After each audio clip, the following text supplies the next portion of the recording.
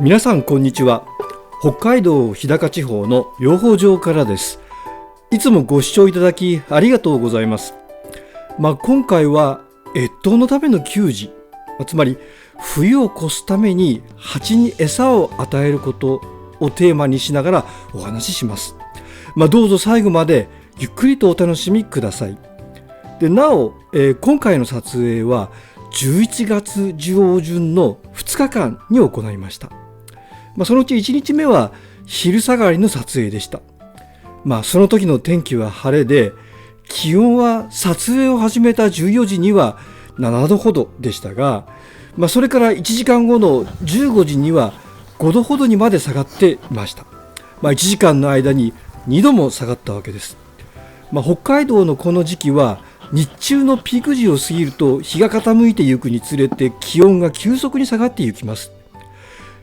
その一方で撮影2日目の朝には、気温は8時に5度ほどありました。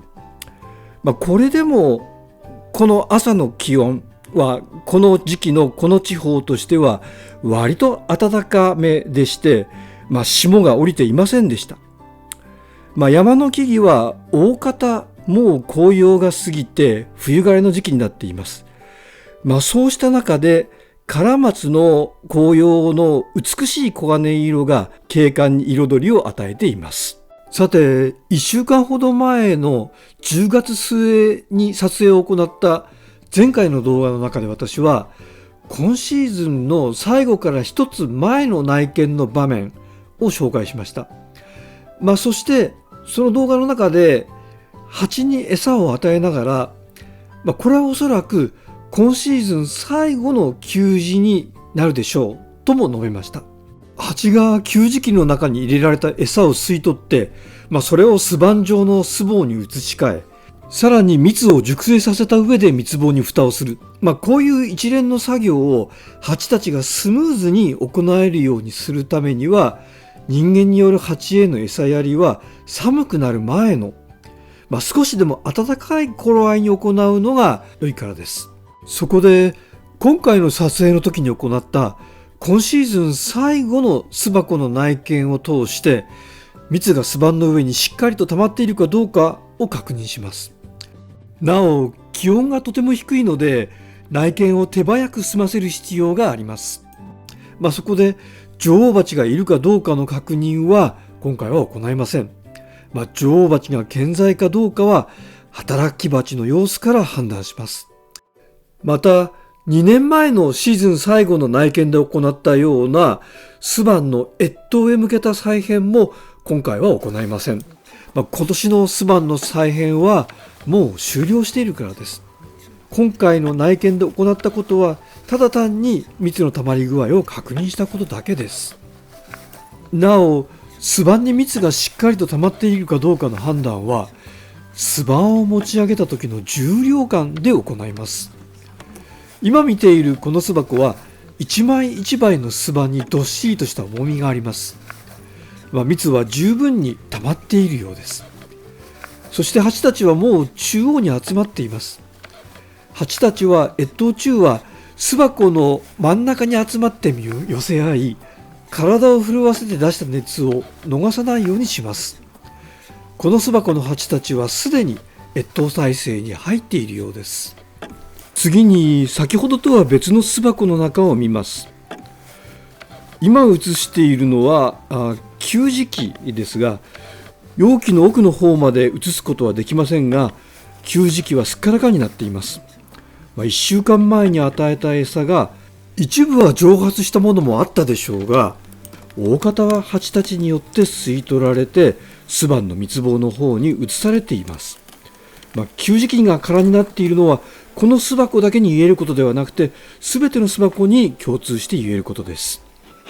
先ほどの巣箱の蜂たちはすでに中央の方に寄り集まっていて越冬の態勢に入っていましたが、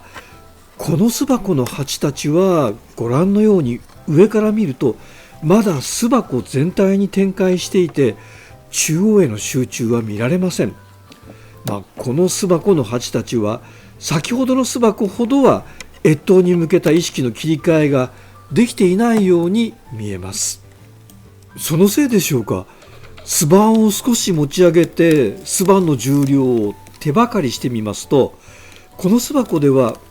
画面向こう側の巣板はずっしりと重くて、先ほどの巣箱の巣板と遜色ないのですけれども、画面手前方向にある巣板はやや軽いようです。巣板が軽いということは、その巣板にはあまり蜜が溜まっていないということを意味しています。もしかしたらこの巣箱の蜂たちはまだ越冬の心構えが十分にできていないので、少し暖かくなると外に出て蜜を探しに行っているのかもしれません。ただ蜜源植物はこの時期になるともはやどこにもありません。したがってこの時期の蜜探しはエネルギーの浪費以外の何物でもありません。それとも1週間前の私たちの給仕が巣板の蜜棒を満タンにするには十分な量ではなかったのでしょうか。ともかくこの巣箱にはまだ蜜を貯める余地があります。1週間前の最後から1つ前の内見の時に行った給仕を、私は今シーズン最後の給仕になるかもしれないと申し上げました。しかし今回の今シーズン最後の内見で蜜が満タンになっていない巣板を見つけたのですから、私たちはそうした巣板が発見された巣箱に対してさらに追加的な給仕を行うべきなのでしょうか。この点と関わってこのシリーズでもたびたび引用することがある渡辺博、渡辺校長の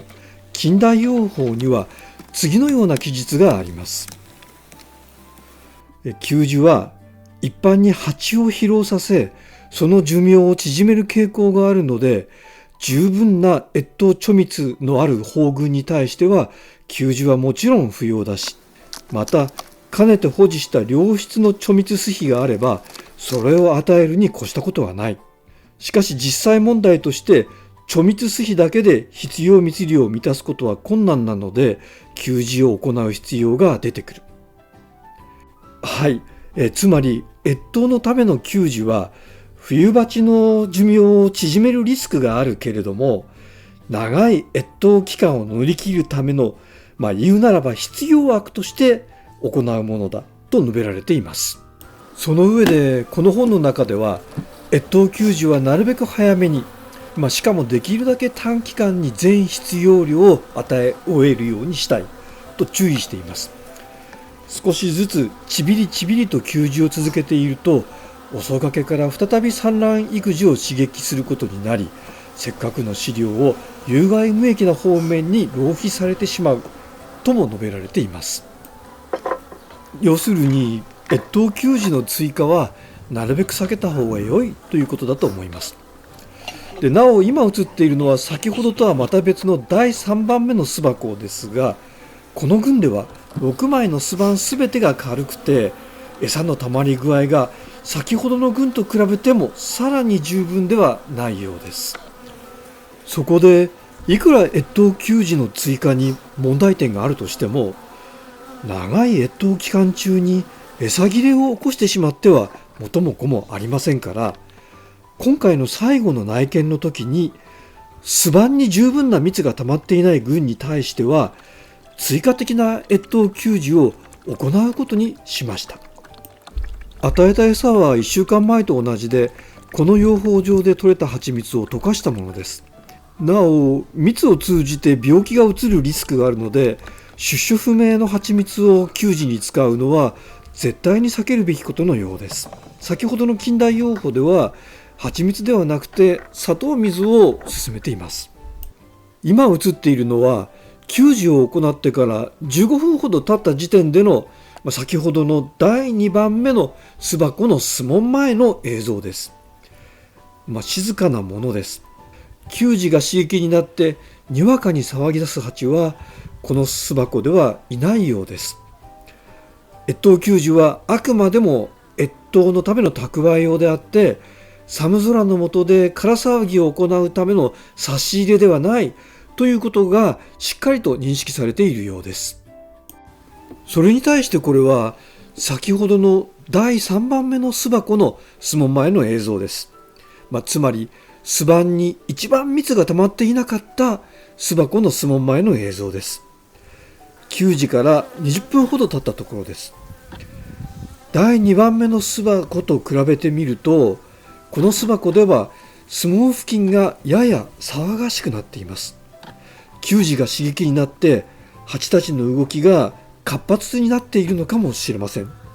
ただし気温が低いので飛び回っている蜂はあまりいません。この群については今後の動向を注意深く観察してゆき、餌を浪費していないか気をつける必要がありそうです。はい、ということで今回は越冬給仕についてお話ししました。1週間前の時点では10月末に行った給仕が今シーズン最後の給仕であると考えていました。しかし11月上旬になって避けた方が良いとされている追加的な越冬給仕を行うことになってしまったわけです。これは長い越冬期間中の餌切れを避けるためには致し方ないことでした。こうした修正が必要になったのは、そもそも1週間前の見通しが甘かったということはもちろんあります。蜂たちの晩秋の餌の消費量を過小評価していた。あるいは1週間前の貯蜜の不足量に対して与えた餌の量が十分な量ではなかった。こうしたことはあり得ることです。その一方で年々温暖化が進む気象変動の下で晩秋の蜂たちの餌の消費量を予測しにくくなっていることもまた事実です。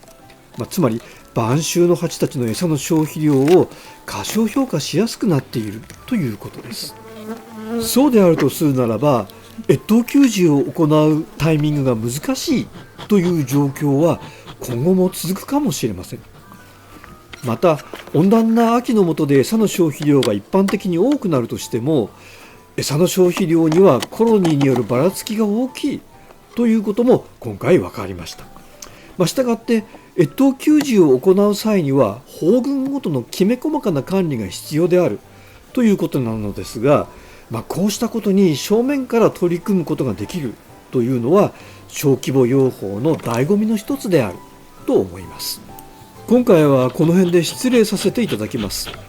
いかがでしたでしょうか。なお登録高評価で応援していただけると大変に励みになりますので、よろしかったらお願いいたします。最後までご視聴いただきありがとうございました。それでは次回またお会いする時までごきげんよう。さようなら。